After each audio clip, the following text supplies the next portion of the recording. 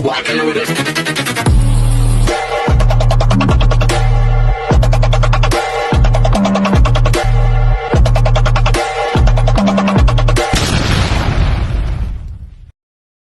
Hi everyone! Good afternoon! I'm back! It's your Mama Sam dito sa Sam Sam TV. Kamusta naman kayo mga amigo, amiga, kumare at kumpare? Sana lahat kayo ay okay at safe ngayong hapon.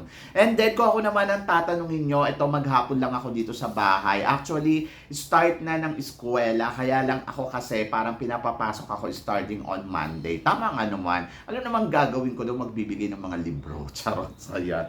Galing na ako sa school yesterday, nag-report na ako. Yun nga sabi ko, Monday na ako papasok. Para naman may bakasyon talaga ako. To be honest guys, wala pa akong bakasyon na tinatawag talaga. Ito pa lang yon, yung pahinga. Kasi nga di ba, nag-Miss Grand. Tapos may bisita ako. Tapos ayun, gala-gala. So ito pa lang talaga yung pinaka-rest ko na buong maghapon nasa bahay lang ako, walang ginagawa. Honest.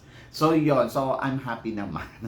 Anyway, so sana bukas uli. So guys, iniimbitahan ko kayo i-follow syempre ang aking page na sana malike nyo ng bonggang-bongga. Ito nga ang Mama Sam B. B is bakla. Charot. So pumunta kayo dito sa Facebook. Kung gusto ninyo ako makausap at ma-follow ng bonggang-bongga, ay puntahan nyo ako dito. Syempre, hindi na mga pageant ang i-upload ko dyan. Yung mga personal experience na natin. So, yun. Sana matupad ko. Charot. And then, syempre, meron tayong page na tinatawag. Ito nga ang SB Crown Pageant News na kung saan meron na tayo 18,000 followers. Thanks God. Tapos meron kasi ako yung Mama Sam Vlog. Ayun ay 30,000k na yon. So medyo matagal-tagal na yon. Hindi ko na masyado pinag-iintindi yon. Pero more on active ako dito. May mga ilan tayo dito kaibigan na nagpa-follow doon sila Mario. Ayun, natutuwa ako kasi nakikita ko yung mga comments nila.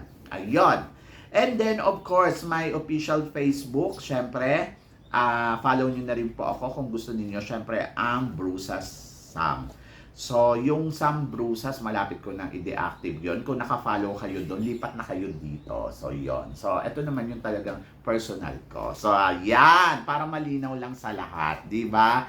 So, ano ba ang chika natin today? Siyempre, ang chika natin today is about Miss Universe na talaga naman, oh my gosh, nakakaloka ang Miss Universe dahil ang pambato natin ay hindi nga maawat sa kagalingan. Oo, totoo naman. In fairness naman sa 130 candidates ay talagang napapansin talaga ang kandidata natin at ramdam mo na talagang, oh my gosh, medyo tumataas at umaangat ang laban dito ni Chelsea Manalo. Nag-stand out siya, promise, di ba? So, kung hindi man nararamdaman ng iba yon, wala akong magagawa sa inyo. Pero, I think Chelsea Manalo is, talagang magaling na kandidata. Oo, simple. Yes, may mga kulang, may mga hinahanap tayo sa kanya. Pero in fairness naman kay Chelsea, she know how to represent our country sa Miss Universe. English yan. And then, she know how to present herself. Lalo na sa mga honors, di ba? So, nakita naman natin, alam naman natin na, Diyos ko, ino-okray siya nung mga nakaraan dito nila Osmel. Pagkatapos, yung nag-meet sila, di ba, minute kasi nila yung, yung honor. So, parang welcome sila. Ayun. In fairness naman, di ba? So, she can handle herself na talagang very professional at kita mo kung paano niya talaga i-entertain ang mga honor na to at ang galing ni Chelsea. Umanga ako doon kasi parang nakita ko sa kanya na may ibubuga talaga siya. Di ba? So, yan. At syempre, dito sa Miss Universe, alam naman natin na madalas yung mga sponsors ay kumukuha sila ng mga model kung sino yung gusto nila na maging model. So, isa dito, syempre, sa napili nila, si Philippines. So, punta muna tayo dito sa Pandora. Sa Pandora, isa si Philippines ang napili parang maging model ng Pandora, Mexico. So, I'm so proud to Chelsea. At least, di ba, napapansin talaga yung beauty niya. Yung iba nga, wala tayo nababalitaan kung ano na nangyayari sa kanila. Pero etong si Chelsea, di ba, sa 130 candidates, talaga isa siya sa mga napili ng Pandora para maging isang, di ba, sponsor shoot. Bongga yan. And then, syempre sa Demi din, napili din siya. Demi Jeans ba yun? So, in fairness naman kay Chelsea talaga, di ba, mabenta. At eto, syempre sa Say 2. Sa Say 2 namili sila ng ilang kandidata kung sino ang gusto nilang kuhanan ng photoshoot. Ito ay parang MUBA. 'Di ba? MUBA noon. Ngayon pinalitan na ng Say 2, tama ba? Say 2. At syempre napili diyan. Sino-sino ba? Si Finland.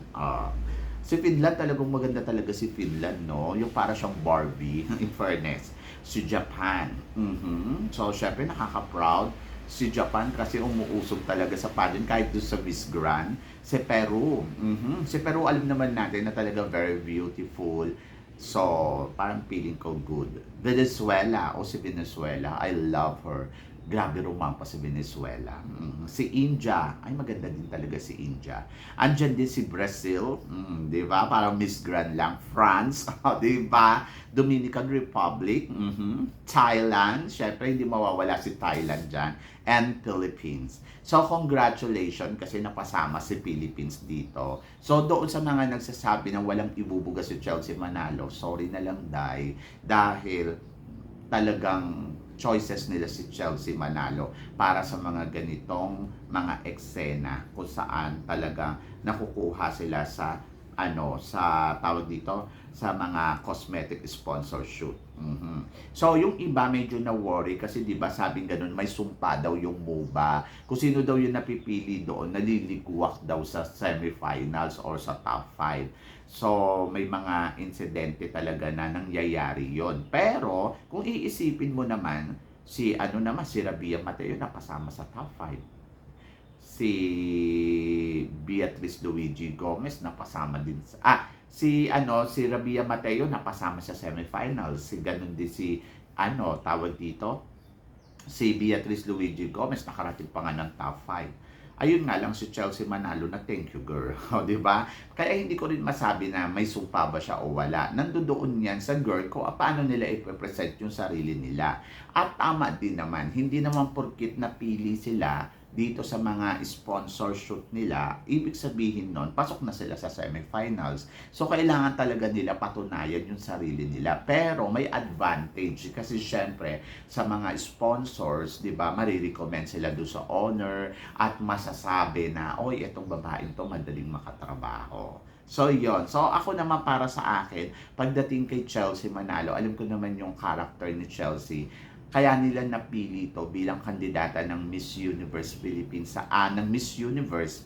Napili ng Miss Universe Philippines kasi, ayun nga, kung iisipin mo, napaka-humble, tapos masunurin, tapos madaling kausap, di ba? Tapos marunong. Kumbaga parang, ando doon sa kanya talaga yung katangian na hindi mahihirapan yung mga sponsors o yung mga kukuha man sa kanya kasi masunurin na bata, hindi matigas ang ulo at hindi nagmamaganda. Kaya ayun, siguro ayun din yung mga naging dahilan kung bakit pinili siya ni Mama J. Tapos yung iba, hindi ko alam, wala ako nababalitaan na sa iba kung ano na nangyayari sa kanila. So, syempre, looking forward ako kung ano ang nangyayari at magiging kapalaran dito ni Victoria Velasquez Vincent. Alam naman natin si Victoria na isa din to talaga sa mga favorite natin. So, medyo wala pa tayong naririnig sa kanya kung saan ba siya nakuha. But I wish na sana mapansin din talaga ang beauty ni Victoria dyan sa Miss Universe. Kumbaga parang, ayan na, nabigyan kayo ng pagkakataon. Hindi yan sa country, sa sa determination talaga nung girl at saka sa galing nung girl. Kasi 'di ba, kahit sabihin pa natin na hindi nila hawak ang Philippines kasi hindi sila Miss Philippines, or bakit naman si Miss Japan? 'Di ba? So, napapansin yung mga ganon. So, I think maganda yung ino-offer ng Pilipinas dito sa Miss Universe kasi nga kakaibang ang putahe. Kumbaga, Black Beauty, tapos hindi siya morena, kumbaga parang ando doon talaga yung excitement, di ba? So naalala ko tuloy yung Black Beauty na ipinadala ng Japan na talaga ng mayagpag nung batch ni Pia Awards ba. Sana ganun mangyari kay Chelsea Manalo na makarating sa dulo ng competition. So ngayon, ang pilian dito ay top 30, then top 12, top 5. Oo, parang ganun eh. So, tingnan natin para sigurado tayo. Hindi tayo yung ang pilian daw ay paano ba? So, medyo mahirap at nakaka-excite. Nandito sa isang phone ko. Ang alam ko, magpipilian ng top 30, pagkatapos magka-cut ng, sa 30 magka-cut ng 10, tapos 5, tapos 3. Ayun na. O, di ba? So, kahit marating ni Chelsea manalo yung top 10, top 5, okay na yun. Not bad. So, kesa naman doon sa sinasabi nung iba na walang ibubuga ang Chelsea manalo. So, ako parang feeling ko, Chelsea manalo is one of the best na inire-represent natin ngayon sa Miss Universe. So, magtiwala tayo dahil alam naman natin na talagang kakabog at magpapasabog ang Chelsea. Diba? So, yon. Good luck sa atin lahat at good luck kay Chelsea. At least, Chelsea pasok sa banga. Diba? So, yon. So, tingnan natin kung ano pa yung mga gagawin na pasabog ni Chelsea. Doon naman sa mga nagre-reklamo na mga damitan ni Chelsea everyday. Ano ba? Hindi naman nakahubad si Chelsea. Bagay nga sa kanya yung mga damit niya. Parang magsisimba lang, diba? So, yon. So, wag na kayong magreklamo kasi para sa akin, carry naman ni Chelsea at wag natin masyadong pagganapan, guys. Ang importante ay nagagawa niya yung best niya dito sa Miss Universe. At ako bilang vlogger, so siguro mas maganda talaga at nananawagan ako sa inyo lahat na suportahan natin si Chelsea manalo. Mahalin natin at ibigay natin yung support na kailangan niya at higit sa lahat, syempre, ipagdasal natin. Kasi kawawa naman si Chelsea. Wala namang ibang kakampi si Chelsea kundi tayo lang. At tayo-tayo lang din naman talaga ang magtutulungan dito because Pilipinas tayo. Kung saan dala-dala ni Chelsea Manalo ang pangalan ng Philippines doon sa sash na inilalaban niya dito sa Miss Universe. So guys, sana support para kay Chelsea. Diba? So yon kayo guys. Ano guys ang masasabi ninyo dito sa mga pinag-uusapan natin ngayon? I-comment below mo yan para at least malaman ko naman kung ano naman ang chika mo dito sa mga tinatalakay natin. So tingin mo, pasok na nga ba sa banga itong si Chelsea Manalo? I-comment below mo yan guys. So thank you so much sa inyong lahat sa suporta at pagmamahal na binibigay ninyo syempre dito sa channel ko. At sa mga hindi pa po nakaka-subscribe dyan, please don't forget to click like and subscribe my channel at i-click nyo na rin ang notification bell para updated tayo sa ating mga chika. Sabi ng ganon, always keep smiling and always think positive lang. Walang imposible guys, magtiwala lang tayo sa itaas. Kaya guys, hanggang dito na lang, hanggang sa muli nating chikahan. See you tomorrow. Thank you guys.